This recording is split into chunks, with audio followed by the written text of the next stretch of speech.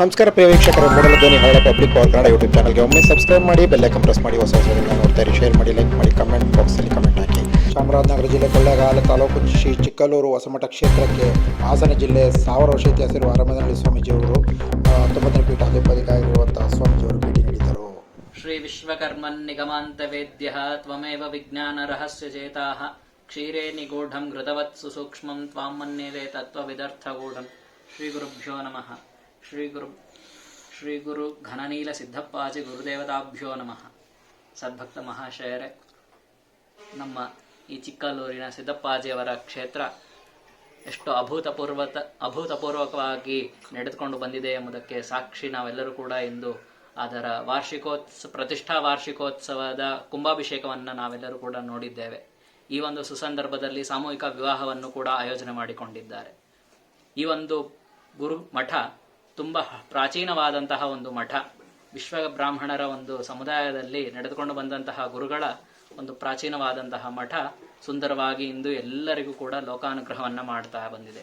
ಈ ಮಠಕ್ಕೆ ಸಾಕಷ್ಟು ಅಭಿವೃದ್ಧಿಯನ್ನ ಮಾಡಲಿಕ್ಕೆ ನಮ್ಮ ಸಿದ್ದಪ್ಪಾಜಿಯವರು ತುಂಬ ಒಂದು ಪ್ರಯತ್ನವನ್ನು ಪಟ್ಟು ಅಭೂತಪೂರ್ವಕವಾಗಿ ನಡೆಸ್ಕೊಂಡು ಬರ್ತಿದ್ದಾರೆ. ಸಾಕಷ್ಟು ಗುರುಮಂದಿರಗಳಾಗಿರ್ಬೋದು, ಇನ್ನು ಬಂದವರಿಗೆ ವಸತಿಗೆ ಕೊಠಡಿಗಳಾಗಿರ್ಬೋದು, ಅನೇಕ ವಿಧವಾದಂತಹ ಅವರಿಗೆ ಯಾವ ಒಂದು ತೊಂದರೆಯೂ ಆಗದಂತೆ ಎಲ್ಲ ರೀತಿಯಾದಂತಹ ವ್ಯವಸ್ಥೆಗಳನ್ನು ಕೂಡ ಅವರು ಇಲ್ಲಿ ಮಾಡಿಕೊಟ್ಟಿದ್ದಾರೆ. ಈ ಒಂದು ಕ್ಷೇತ್ರಕ್ಕೆ ಎಲ್ಲರೂ ಕೂಡ ಬಂದು ಆ ಗುರುಗಳ ಅನುಗ್ರಹವನ್ನ ಪಡೆಯಬೇಕಾದಂತಹದ್ದು ಅವಶ್ಯಕತೆ ಬಂಧುಗಳೇ. ನಮ್ಮ ಜೀವನದಲ್ಲಿ ಧಾರ್ಮಿಕ ಮಾರ್ಗದರ್ಶನವನ್ನ ಪಡೆಯಲಿಕ್ಕೆ, ಅದೇ ರೀತಿಯಾಗಿ ಲೌಕಿಕದಲ್ಲಿ ಎಲ್ಲಾ ರೀತಿಯಾದಂತಹ ಸಂಪತ್ತುಗಳನ್ನು ಕೂಡ ನಾವು ಗಳಿಸಬೇಕಾದರೆ ಆ ಗುರುಗಳ ಅನುಗ್ರಹ ಅಷ್ಟೇ ಅಗತ್ಯ. ದೇವರ ಅನುಗ್ರಹ ಮತ್ತು ಗುರುಗಳ ಅನುಗ್ರಹ, ಇಬ್ಬರ ಅನುಗ್ರಹ ಇದ್ದಾಗ ಮಾತ್ರ ನಮ್ಮ ಜೀವನಕ್ಕೆ ಪರಿಪೂರ್ಣವಾದಂತಹ ಅರ್ಥ ಸಿಗಲಿಕ್ಕೆ ಸಾಧ್ಯ.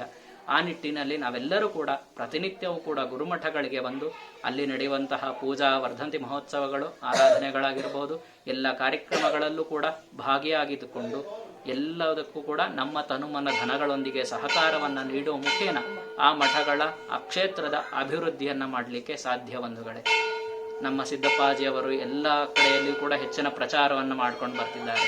ಪ್ರತಿ ವರ್ಷವೂ ಕೂಡ ಚಂದ್ರಮಂಡಲೋತ್ಸವ ಕಾರ್ಯಕ್ರಮಗಳಾಗಿರ್ಬೋದು, ಈ ದೇವಸ್ಥಾನದ ವಾರ್ಷಿಕೋತ್ಸವಗಳಾಗಿರ್ಬೋದು, ಎಲ್ಲವನ್ನು ಕೂಡ ವಿಶೇಷವಾಗಿ ಆಯೋಜನೆಯನ್ನು ಮಾಡಿಕೊಂಡು ನಡೆಸ್ಕೊಂಡು ಬರ್ತಿದ್ದಾರೆ. ಇನ್ನು ಹೆಚ್ಚಿನ ರೀತಿಯಲ್ಲಿ ಈ ಒಂದು ಕ್ಷೇತ್ರ ಅಭಿವೃದ್ಧಿ ಆಗಲಿ ಎಂಬುದಾಗಿ ಅವರಿಗೆ ಆಶೀರ್ವದಿಸುತ್ತಾ ಎಲ್ಲರಿಗೂ ಕೂಡ ಒಳ್ಳೆಯದಾಗಲಿ ಎಂಬುದಾಗಿ ಹಾರೈಸಿ ನಮ್ಮ ಮಾತುಗಳಿಗೆ ವಿರಾಮವನ್ನು ಹೇಳ್ತೇವೆ. ಓಂ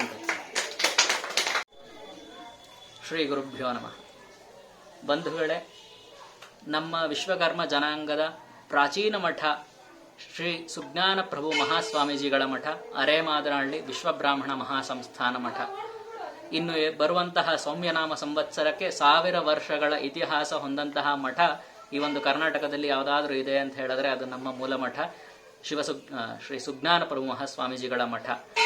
ಅಲ್ಲಿ ಆ ಗುರುಗಳ ಸುಜ್ಞಾನ ಪ್ರಭು ಮಹಾಸ್ವಾಮೀಜಿಗಳವರು ಒರಿಸ್ಸಾದಿಂದ ಈ ಒಂದು ಕರ್ನಾಟಕ ಪ್ರಾಂತ್ಯಕ್ಕೆ ಇದೇ ರೀತಿಯಾಗಿ ಧರ್ಮವನ್ನು ಬೋಧಿಸಿಕೊಂಡು ಬರುವಂತಹ ಕಾಲಕ್ಕೆ ಅವರ ಅಂತಿಮ ಸಮಯದಲ್ಲಿ ಅರೇಮಾದನಹಳ್ಳಿ ಎಂಬ ಗ್ರಾಮದಲ್ಲಿ ಬಂದು ಅಲ್ಲಿ ಸಮಾಧಿಸ್ಥರ ಅಧಿಷ್ಠಾನರಾಗ್ತಾರೆ. ಅಲ್ಲಿಂದ ಮುಂದೆ 17 ಜನ ಯತಿಗಳು ಆಗಿ ಹೋಗ್ತಾರೆ. ಆನಂತರದಲ್ಲಿ ಇವತ್ತಿಗೆ ನಮ್ಮ ಶಿವಸುಜ್ಞಾನ ತೀರ್ಥ ಮಹಾಸ್ವಾಮೀಜಿಗಳವರು 18ನೇ ಪೀಠಾಧಿಪತಿಗಳು.